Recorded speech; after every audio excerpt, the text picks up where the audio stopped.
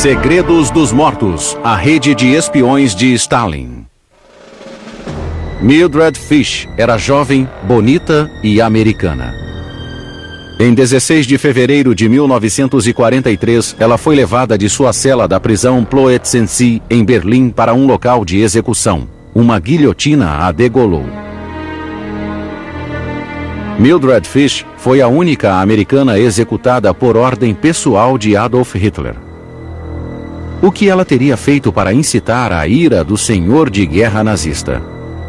A resposta era uma rede letal de espiões determinada a subjugar o Terceiro Reich e seu parceiro do eixo, o Japão. Mas seus agentes não trabalhavam para os Estados Unidos. Eles eram espiões da União Soviética.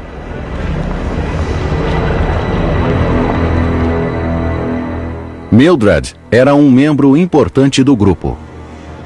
Eles arriscaram suas vidas em um sinistro jogo de gato e rato que levava ao próprio coração do regime nazista.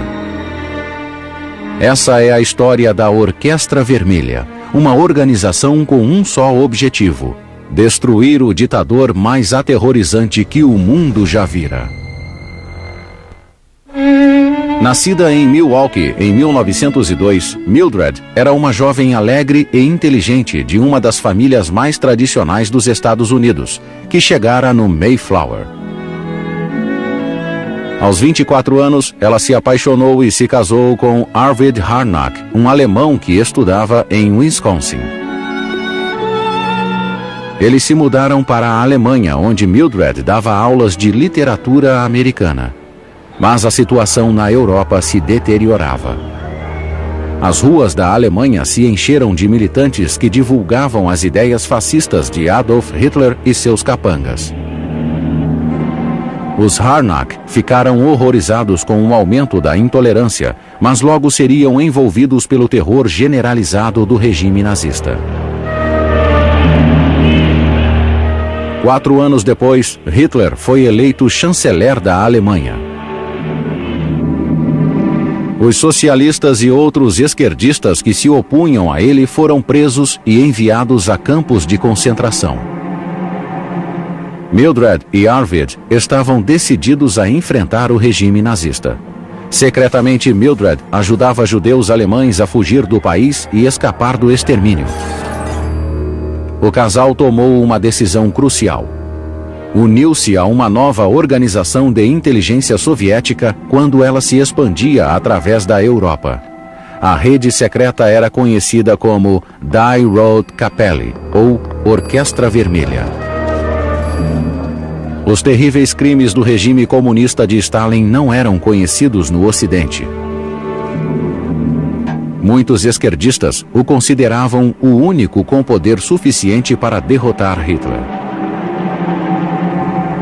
Os agentes encontraram o disfarce perfeito ao se tornar membros de organizações nazistas.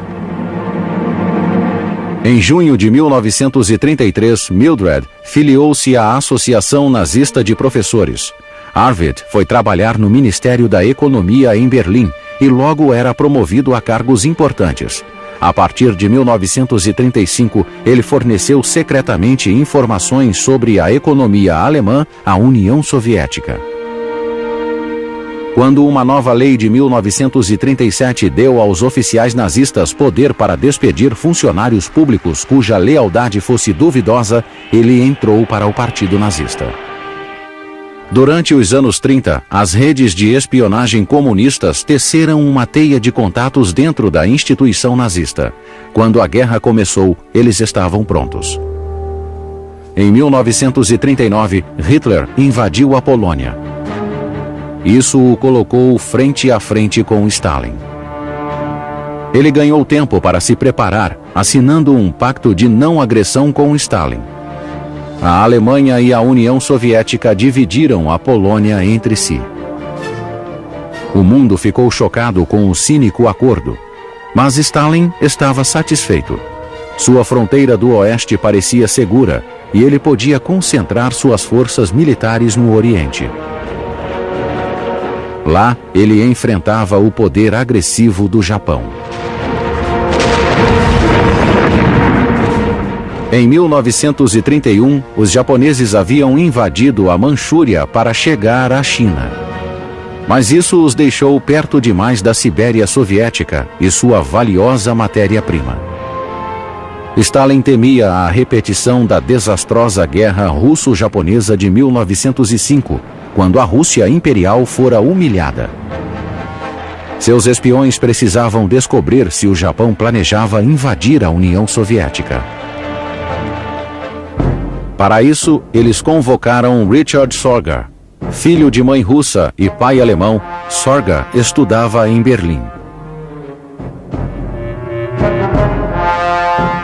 No início da Primeira Guerra Mundial, ele se alistou no exército alemão, mas foi liberado após ser gravemente ferido lutando nas trincheiras. Sorga ficou impressionado com a Revolução Bolchevique na Rússia em 1917 e 2 anos depois entrou para o Partido Comunista Alemão. Em 1924, ele se mudou para Moscou e se tornou cidadão soviético. Sua cidadania dupla e lealdade a Moscou tornou-o o candidato perfeito para a espionagem. Em meados dos anos 20, Sorga foi recrutado pela GRU, a Organização de Inteligência Militar Soviética, e tornou-se espião. Em 1930, ele foi enviado para Xangai, onde se fazia passar por jornalista alemão. Na cidade, ele reunia informações sobre o exército nacionalista chinês liderado por Chiang Kai-shek. Ele fez amizade com Ozaki Hotsumi, um comunista japonês com contatos dentro do governo de Tóquio. Quando os japoneses invadiram a Manchúria, a GRU decidiu enviar Sorga para o Japão. Mas antes ele trabalhou em Berlim como correspondente estrangeiro e se filiou ao Partido Nazista. O ministro da propaganda Joseph Goebbels até foi a uma festa em sua homenagem.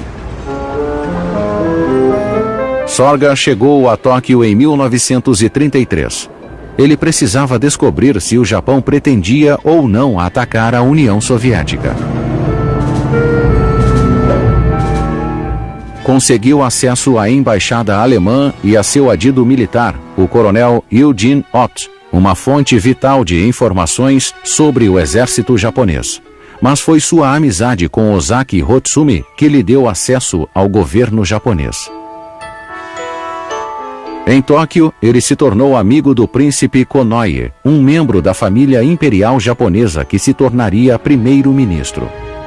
Através dele, Sorga conseguiu dados vitais sobre a força bélica do país. Hotsumi também ajudou-o a conseguir uma cópia dos programas econômico e diplomático japoneses para 1936. Isso lhe deu a informação que Stalin tanto queria. O Japão não pretendia invadir a União Soviética. Mas Japão e Alemanha se aproximaram diplomaticamente e Sorga foi informado de seu pacto anti-Cominter 6 semanas antes dele ser apresentado ao parlamento japonês. A mensagem era clara. Tanto o Japão quanto a Alemanha viam a União Soviética como inimiga. Sorga alertou imediatamente a inteligência soviética. Stalin ainda temia o Japão. Em 1939, a Força Aérea Japonesa e depois seu exército entraram na Mongólia, um estado satélite do Império Soviético. O Exército Vermelho arrasou a ameaça com uma demonstração militar decisiva. Mas o Japão tinha em mente um alvo muito mais importante. Em outubro de 1941, Sorga alertou que os japoneses pretendiam atacar potências coloniais no sudoeste asiático e os Estados Unidos. Mas Stalin não ficou aliviado, pois o inevitável já havia acontecido. Hitler iniciara sua guerra relâmpago na União Soviética e o Exército Vermelho se desmantelava. Só uma coisa tiraria Stalin do impasse. informações ultra-secretas sobre as intenções do inimigo, e só havia um modo de consegui-las: através da rede de espiões. Em meados de 1941, Hitler e Stalin se confrontaram. A disputa entre os dois impérios explodiu em um conflito aberto com a Operação Barbarossa, a invasão alemã da Rússia. As vitórias iniciais dos alemães chocou a todos. 3 grandes colunas da defesa soviética foram vencidas e milhares foram aprisionados. Moscou estava sob ameaça e Stalin achava que podia ser o fim da União Soviética. Alguns anos antes, o espião soviético Richard Sorga passara informações de que o Japão não pretendia atacar a União Soviética. Agora essa informação se tornaria inestimável. Em outubro de 1941, Stalin remanejou 40 divisões da Sibéria para o fronte em Moscou. Elas chegaram bem a tempo, pois os alemães se preparavam para um ataque decisivo a Moscou. Em 10 de dezembro, as divisões siberianas se juntaram ao contra-ataque soviético. A ofensiva alemã foi detida e aniquilada. Por algum tempo, Stalin pôde respirar aliviado. Mas a missão de Richard Sorga chegou ao fim quando a contra-inteligência japonesa prendeu vários comunistas em Tóquio. Sorga e Hosaki Hotsumi estavam entre eles. A dupla foi condenada à morte e 3 anos depois, executada com meia hora de diferença. Esse foi o fim do braço japonês da rede de espiões de Stalin. A inteligência soviética precisaria recorrer às suas outras redes de espionagem. Em Berlim, Arvid Harnack e sua esposa Mildred Fish continuavam enviando informações valiosas para a União Soviética. Mildred continuava a ajudar os judeus alemães a fugir da perseguição nazista, enquanto Harnack fez contato com outro espião antinazista que trabalhava dentro do governo de Hitler. Ele era o tenente Harold Schulz Boysen, oficial de inteligência do Ministério da Aviação. Haro tinha acesso aos relatórios secretos enviados ao marechal do Reich Hermann Göring. A partir de 1941, Harnack e Schulz Boysen transmitiram informações vitais para Moscou quase toda noite, usando comunicação secreta via rádio. Algumas delas detalhavam armas recém-criadas como bombardeiros de longo alcance, dispositivos de radar e mísseis de potência extraordinária. Quando os 3 se filiaram à Orquestra Vermelha, ela já operava em 3 setores: uma rede em Berlim, uma segunda rede que operava na França, na Bélgica e na Holanda, e finalmente a coligação Lucy, um grupo que operava na Suíça. Lucy era o nome código de Rudolf Hessler, um jornalista e editor alemão que vivia em Lucerna. Entre seus amigos estavam vários oficiais de carreira da Força Aérea Alemã. Muitos deles eram leais à Alemanha, mas não apoiavam o Partido Nazista e não tinham lealdade a Hitler. Em 1939, um amigo de Hessler o convidou para trabalhar com a inteligência suíça de Lucerna. Lá, ele foi apresentado a Roger Masson, chefe da inteligência militar. Os suíços tinham acesso direto à inteligência militar alemã, um contato valioso para se obter informações sobre a máquina de guerra teutônica. Hessler avisou a Alexander Rado, um lendário mestre espião que vivia em Genebra, na Suíça. Rado trabalhava para a inteligência soviética desde o início dos anos 30. Segundo o agente soviético suíço Otto Punter, Rado e Hessler temiam por sua vida e nunca se encontraram pessoalmente. A ring can only exist safely if only 3 people know each other. That was the error of the French resistance. In the beginning, everybody knew everybody else. And if one was caught, all of them were caught. Hunter era um dos poucos agentes que se reuniam regularmente com Rado. Eles trocavam informações em um pequeno restaurante em frente à estação de trem de Genebra. This restaurant has 2 entrances. We went in by different entrances and met inside. When we had information to exchange, we carried the newspapers with the information concealed inside. And we would sit at a table and exchange the papers. Alexander Foote, um comunista britânico que vivia em Lausanne, era outro membro da rede Lucy e agia como operador de rádio. Ele transmitia todos os dados a Moscou de um local secreto na Suíça. Hessler era o único espião com quem Foote teve contato.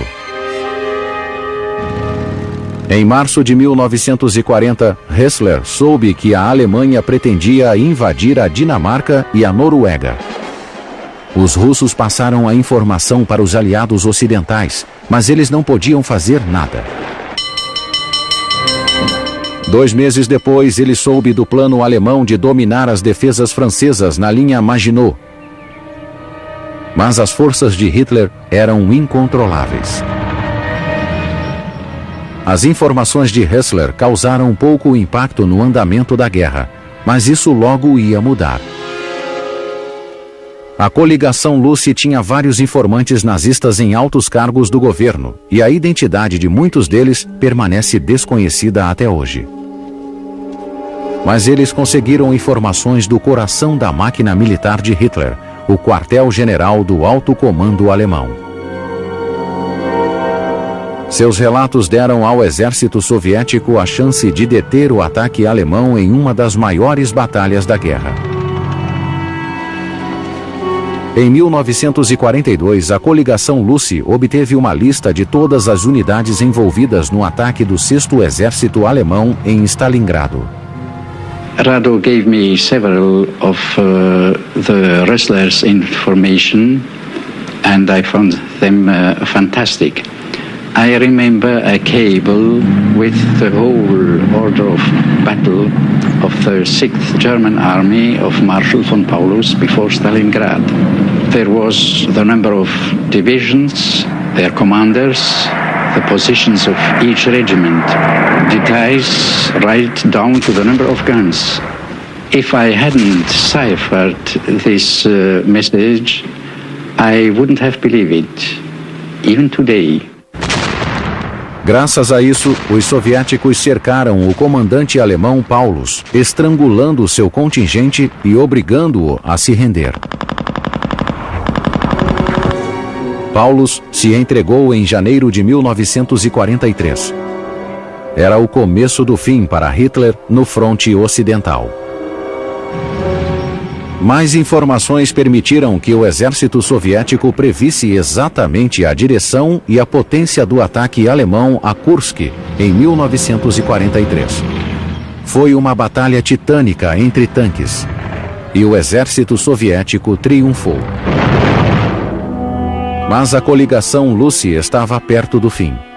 Hessler vinha partilhando suas informações com os serviços de segurança suíços. Se Hitler soubesse do engodo, a neutralidade do país correria risco, e os suíços resolveram agir contra os espiões.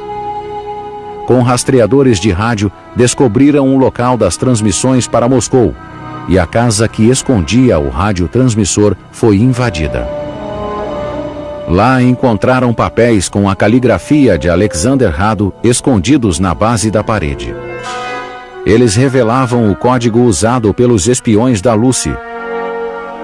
Foote foi preso em novembro de 1943. Hessler foi impedido de se comunicar com Moscou, mas só foi preso depois que a polícia suíça recebeu uma denúncia em maio de 1944. 4 meses depois, os suíços soltaram Hessler e Foote, mas a rede Lucy de espiões fora desmantelada. Mais um braço da Orquestra Vermelha fora amputado. Mas outra grande rede de espionagem com base na Europa Ocidental ocupada pelos nazistas estava crescendo. Quando a Gestapo a descobriu, o resultado para seus agentes foi catastrófico. A contagem regressiva começou nas ruas de Bruxelas e Paris.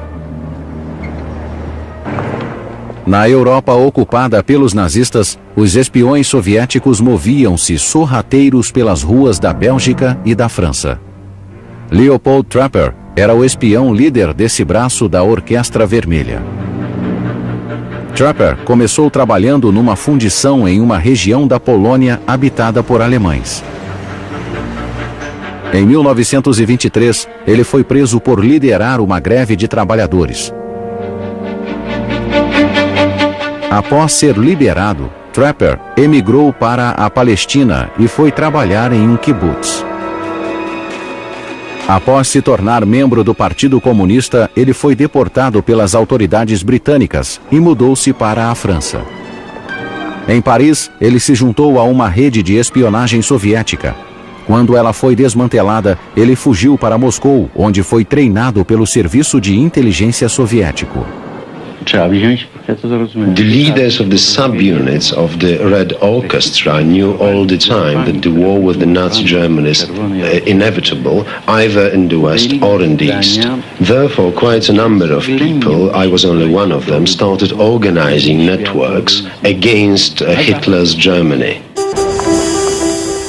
Nos 2 anos seguintes, Trapper dividiu-se entre Moscou e a Europa Ocidental, recrutando e treinando simpatizantes comunistas por toda a região. Em 1938, ele se estabeleceu em Bruxelas, passando-se por um negociante canadense. Em 1940, quando os tanques alemães entraram na Bélgica, ele enviou a Moscou relatos de suas táticas de ataque. A inteligência militar soviética deu-lhe ordens para remanejar a rede de espiões para Paris. It was very easy to find people who wanted to continue the fight in spite of the capitulation, lots of officers, lots of soldiers, and I had personal contacts with a number of those people, some names were mentioned, who wanted to go on fighting, who knew that the continuation of the war is bound to come very, very soon, and they were very eager to do all they can to help. Trapper foi nomeado chefe de toda a espionagem soviética na Europa Ocidental. Ele recebeu o cargo de general e o codinome Grand Chef. Em maio de 1941, o agente alertou Moscou do plano de Hitler para invadir a Rússia. In 1941, we had very good connections. We had access to the German High Command in France, and some of our comrades had very good connections with the German High Command in Berlin. Russians have received detailed information concerning not only the date, but also the main directions of the attack, concerning also the military groupings down to a division level. Stalin simply had this conviction that up to 1944 there will be no war with the Nazi Germany. And he thought that British Secret Service is behind our sources of information, and that the British Secret Service wants to push Soviet Union to join the war. Trapper estava certo, e suas informações agora valiam muito mais. Ele abriu uma empresa falsa de importação e exportação no coração de Paris, chamada Cymex, especializada em material de construção. A matriz ficava localizada em Champs-Élysées, número 78, e uma filial foi aberta na cidade de Bruxelas. A rede de espionagem de Berlim, Bruxelas e Paris operava usando um conjunto de radiotransmissores secretos. Mas os alemães detectaram sua presença e iniciaram uma campanha para destruí-la. Aviões do tipo Junker Ju-52 adaptados e equipados com aparelhagem para detecção de ondas de rádio localizaram os transmissores. 3 foram rastreados em Berlim, mas os espiões fugiram antes de serem flagrados. O único transmissor ainda em funcionamento usava o código PTX. No final de junho de 1941, os alemães também o localizaram. Ele estava perto da Bélgica, em uma área de 50 quilômetros de extensão. O agente alemão Harry Pipe recebeu ordens de encontrá-lo. Como em uma ironia do destino, Pipe montou sua operação na Rua Royal, número 192, o mesmo prédio da filial fantasma de Trapper. Toda manhã, agentes alemães e soviéticos se saudavam cordialmente, sem saber que eram inimigos. O furgão alemão de detecção de rádio percorria as ruas de Bruxelas e chegava cada dia mais perto do radiotransmissor soviético, até que se concentrou em apenas uma rua. Disfarçados de pessoas comuns, os agentes alemães vigiaram todas as casas, até se decidirem pelo número 101. Na noite de 13 de dezembro, Pipe e sua equipe de agentes invadiram o prédio. O grupo encontrou um rádio e 2 agentes em seu interior.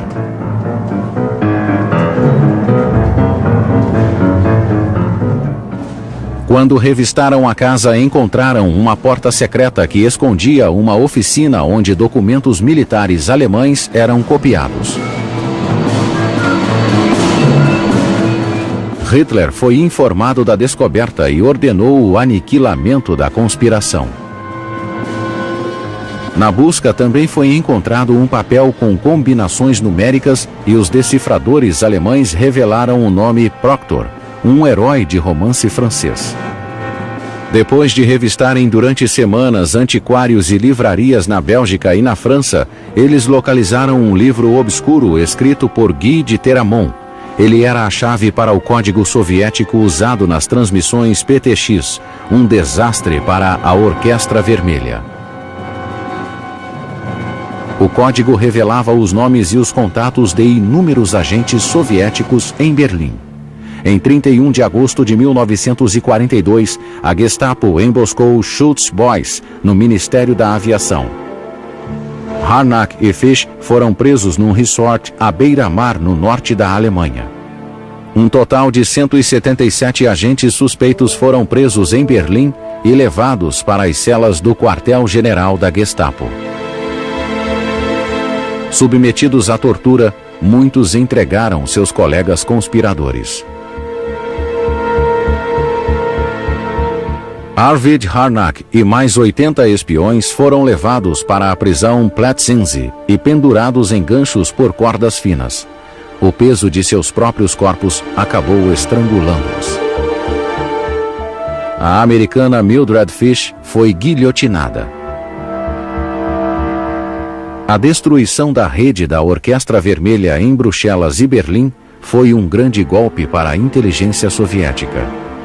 Mas o chefe dos espiões, Leopold Trapper, continuava ativo em Paris e precisava de toda a sua habilidade para escapar da Gestapo. Paris, meados de 1942. As redes de espionagem soviéticas em Bruxelas e Berlim foram destruídas, mas o melhor de todos os agentes comunistas continuava à solta. O grande mestre da espionagem soviética, Leopold Trapper, tivera muita sorte. A Cymex, sua empresa fantasma de importação e exportação, ficava perto do prédio da organização Todt, a agência oficial de construção alemã. Trapper conheceu seus membros no cabaré Lido e, em meio a festas e bebidas, tornou-se amigo dos engenheiros alemães. O agente tirou a sorte grande ao fazer da Cymex uma fornecedora da Todt e ao ganhar um contrato importante de construção para o Terceiro Reich. Hitler queria construir uma rede secreta de defesas no litoral francês, a famosa Muralha do Atlântico. Mas as pessoas contratadas pelos nazistas para fornecer a matéria-prima eram todas espiãs. A Simex começou a entregar cimento, máquinas para misturar, gruas, andaimes, ferrovias militares, tendas, máquinas para construção de estradas e caminhões. A empresa de Trapper, que começara como um disfarce para a espionagem soviética, passou a lucrar milhões. A verba de defesa alemã sustentava uma rede de espiões. O soviético usou parte do lucro para subornar oficiais nazistas e conseguir mais projetos para a Simex, o que lhe deu informações sobre a movimentação das tropas alemãs pela Europa. Trapper também aproveitou a riqueza. Ele comprou um castelo no centro da França que fornecia alimentação e um local de descanso para seus agentes. Moscou recebia cada vez mais informações, conforme Trapper se infiltrava em todas as divisões do governo alemão. A situação não podia ser melhor. Mas em 10 de junho de 1942, a Gestapo descobriu um transmissor secreto em um subúrbio de Paris. O casal polonês que o operava, Hirsch e Myra Sokol, foram torturados e entregaram o nome dos seus cúmplices. Em Bruxelas, outro transmissor secreto foi rastreado pelos alemães e seu operador, Johannes Wenzel, foi também capturado. Ao ser interrogado em um campo de concentração, ele concordou em tornar-se agente duplo nazista. Wenzel passou a enviar mensagens falsas em nome da Gestapo. E através dele, os alemães souberam o nome do líder da Orquestra Vermelha, Leopold Trapper. Harry Pipe e seu grupo da Gestapo receberam ordens de localizá-lo em Paris. Eles conheciam sua aparência, seu disfarce e agora também a verdadeira função de sua empresa. Os nazistas invadiram o quartel-general da Simex em Paris e desmantelaram a operação. Pipe lhe faz uma proposta para contrabandear diamantes, mas Trapper não cai na cilada. Ele avisou Moscou das transmissões falsas da Gestapo, saiu de circulação e remanejou suas operações de Paris para o sul da França. O agente soviético fingiu seu falecimento com um cadáver falso e um atestado de morte, mas precisou ir ao dentista antes de deixar Paris. Uma decisão da qual se arrependeria. Pipe descobriu o nome do dentista e foi a seu consultório, onde soube que só havia um paciente novo, conhecido apenas como Sr. Dubois, que tinha consulta no dia seguinte. A Gestapo cercou a área e colocou agentes espalhados pelo prédio. Trapper foi capturado assim que chegou ao dentista na manhã seguinte. Ele foi interrogado na central da Gestapo e entregou o nome de vários colegas que foram presos imediatamente. A Gestapo lhe contou de seu plano para enfraquecer os aliados. Estava desesperada para conseguir uma trégua entre Hitler e Stalin e queria que Trapper negociasse o acordo. Sob o pretexto de fazer contato com o Partido Comunista Francês, Trapper enviou uma mensagem codificada a Moscou, informando de sua prisão. Em 13 de setembro de 1943, ele recebeu permissão para ir a uma farmácia em Paris. O agente da Gestapo que o acompanhava reclamara de dores no estômago. Trapper prometeu-lhe conseguir um remédio especial e deixou o alemão no carro. Então ele entrou na farmácia e desapareceu. O mestre espião comunista pegou um trem para um subúrbio de Paris. Os alemães iniciaram uma grande caçada humana, mas não conseguiram capturá-lo, pois ele manteve-se em movimento. No final, ele se escondeu a 100 metros do quartel-general de Pipe. A Gestapo continuou os contatos desesperados por rádio com Moscou em busca de uma trégua. Mas seu plano fracassou quando os aliados libertaram Paris em agosto de 1944.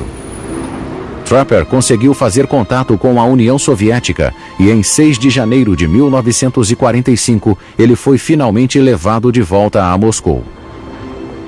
Mas em vez de ser saudado como herói, o agente passou 10 anos na prisão de Lubyanka. A Guerra Fria começara e Stalin suspeitava de todos. Trapper sabia demais sobre as operações de espionagem soviética e não podia cair nas mãos do Ocidente. Ele teve sorte de não ser fuzilado. 10 anos depois, Stalin estava morto e as informações de Trapper eram inúteis.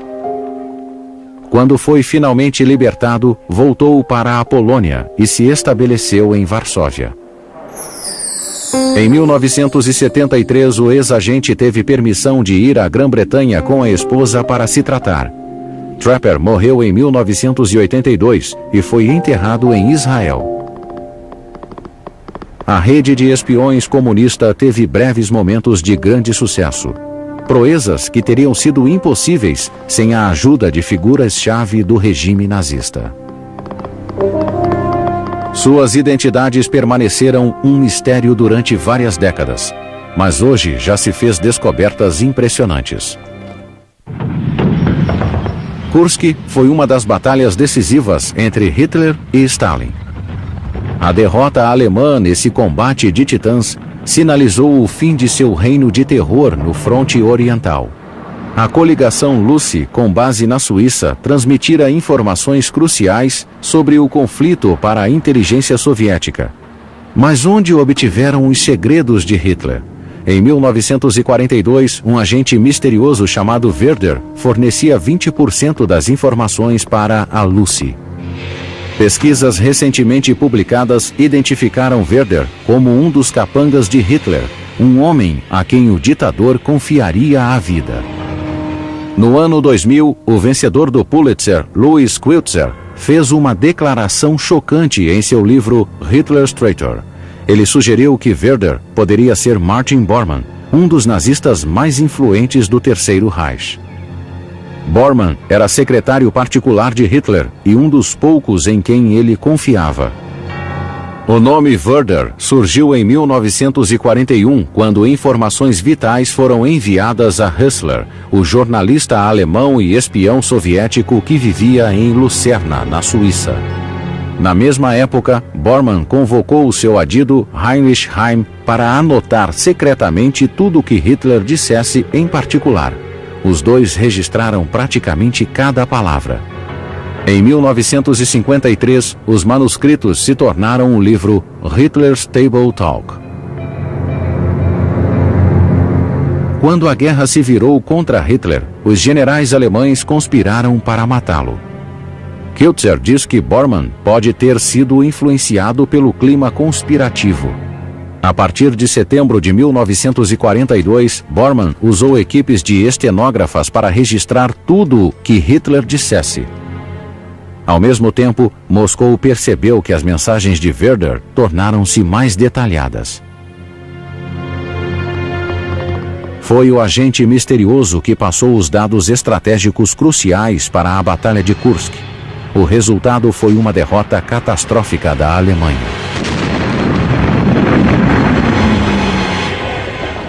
Em 20 de julho de 1944, os generais alemães liderados por Klaus von Stauffenberg tentaram matar Hitler com uma bomba. Ela detonou na sala em que o ditador estava, mas nem o feriu. A resposta nazista foi a destruição de toda a resistência a Hitler dentro da Alemanha. Os conspiradores foram mortos ou condenados à morte. Mas Werder continuou enviando seus relatórios. A crescente influência de Bormann sobre Hitler era criticada por outros líderes nazistas. Em 1946, quando foi interrogado pelos aliados, Albert Speer, ministro de armamentos nazista, declarou que Bormann era admirador de Stalin. Outros nazistas suspeitavam que o secretário fosse espião soviético. descobriu-se até que uma de suas amantes era membro do movimento comunista ilegal. Até agentes aliados achavam que Bormann teria fugido para Moscou nos últimos dias da guerra. Ou talvez tivesse ido para a Suíça, onde possuía uma casa. O general Reinhard Gehlen, chefe da inteligência alemã ocidental de 1956 a 1965, aumentou o mistério sobre o destino de Bormann. Em 1971, Gehlen declarou a um jornal alemão que Bormann era espião soviético e que vivera na União Soviética após a guerra por muitos anos. Mas por que Bormann passaria informações confidenciais a Moscou?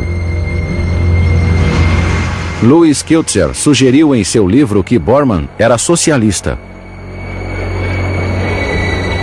Segundo ele, o secretário de Hitler não queria que a União Soviética fosse derrotada, e sim que fizesse um pacto com a Alemanha contra o poder capitalista dos Estados Unidos e da Grã-Bretanha.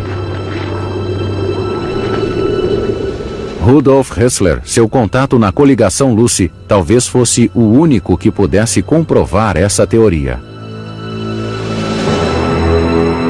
Hessler sobreviveu à guerra e tornou-se espião da inteligência tcheca após a conquista comunista, mas ele nunca se pronunciou. O suíço morreu em Lucerna em 1958, levando a verdadeira identidade de Werder para o túmulo. Mas os investigadores também descobriram que os serviços de inteligência britânico e americano usaram a rede de espiões comunistas para enviar importantes informações estratégicas para seus aliados soviéticos. Desde o início da guerra, a inteligência britânica lia as mensagens nazistas enviadas pelas máquinas de codificação alemãs chamadas Enigma. A central de decodificação britânica em Bletchley Park dedicava-se a captar as mensagens e decifrar seu significado. As informações obtidas eram chamadas de Ultra. Os dados mais secretos ficavam com americanos e britânicos, e apenas alguns eram passados para os aliados soviéticos. Foi quando surgiu um grande problema. Joseph Stalin. O ditador soviético não confiava em seus aliados ocidentais. Toda a informação enviada por eles era descartada como mentiras para enganá-lo. Para que os russos aceitassem as informações, os aliados precisaram enviá-las através da coligação Lucy.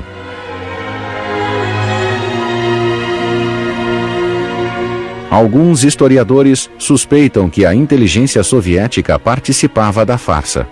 Só assim Stalin acreditaria em qualquer dado vindo dos aliados.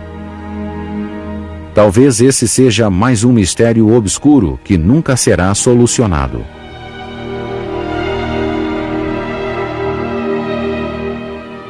Eles foram poloneses, alemães, suíços e americanos, mas com um objetivo comum: a derrubada do regime mais horrendo da história mundial. Durante vários anos, operaram em todos os níveis da sociedade alemã, dos homens que forneciam matéria-prima aos nazistas ao círculo de amigos de Hitler.